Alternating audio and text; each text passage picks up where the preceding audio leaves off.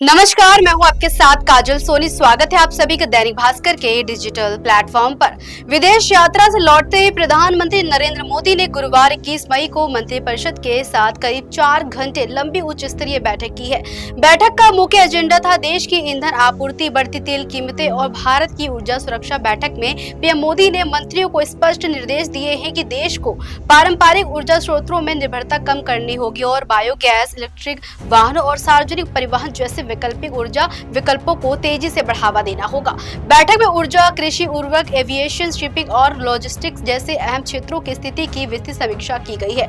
PM Modi ने मंत्रियों से कहा कि उनका ध्यान इस बात पर भी होना चाहिए कि ऊर्जा संकट का असर आम नागरिकों की जिंदगी पर न्यूनतम पड़े। विशेषज्ञों का कहना है कि मध्य पूर्व में अमेरिका, इजराइल और ईरान के बीच बढ़ता तनाव और हॉर्मुज की लगातार नाकाबंदी के कारण भारत समेत कई देशों की ऊर्जा आपूर्ति प्रभावित हुई है। इसका असर सीधे भारतीय बाजार पर दिखने लगा है। तेल कंपनियों के बढ़ते नुकसान की भरपाई के लिए पेट्रोल डीजल की कीमतों में लगभग 4 रुपए प्रति लीटर की बढ़ोतरी हो चुकी है। पीएम मोदी ने नागरिकों से अपील की है कि वे ईंधन की खपत कम करें और वैकल्पिक साधनों का अधिक से अधिक उपयोग करें ताकि महंगाई और परिवहन लागत पर असर कम से कम पड़े। जी हाँ, पीएम मोदी की हालिया 5 देशों की यात्रा का पहला पड़ाव यूएई था।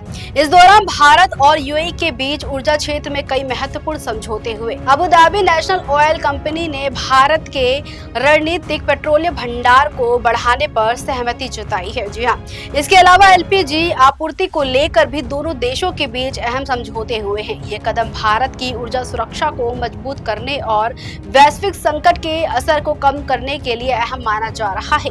बैठक में सरकार के पिछले 12 सालों में किए गए सुधारों और उपलब्धियों की भी समीक्षा की गई है। विभिन्न मंत्रालयों ने बीते 2 सालों में लागू की गई नीतियों और भविष्य की योजनाओं की विस्तृत रिपोर्ट कैबिनेट सचिवालय को सौंपी है। विदेश मंत्री एस जयशंकर ने हाल ही में 5 देशों के साथ भारत के कूटनीतिक प्रयासों और वैश्विक स्थिति की जानकारी दी है। ये बैठक करीब 11 महीनों बाद हुई पहली मंत्रिपरिषद बैठक थी। इससे पहले आखिरी बैठक पिछले वर्ष 4 जून को हुई थी। चर्चा है कि 9 जून से पहले संभावित मंत्रिमंडल फेरबदल भी हो सकता है। पीएम मोदी ने बैठक में साफ संदेश दिया कि ऊर्जा सुरक्षा और वैकल्पिक साधनों के प्रयोग के बिना भारत वैश्विक संकट का सामना नहीं कर सकता और सरकार ऐसे कदम उठाएगी जिससे आम नागरिकों पर संकट का असर न्यूनतम रहे।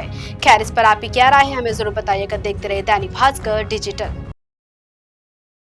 राजनीति हो या क्रिकेट, देश विदेश की ब्रेकिंग हो या आपके मोहल्ले की बड़ी खबर, सब मिलेगा एक ही ऐप में, सबसे तेज और भरोसेमंद। अभी डाउनलोड करें दैनिक भास्कर डिजिटल।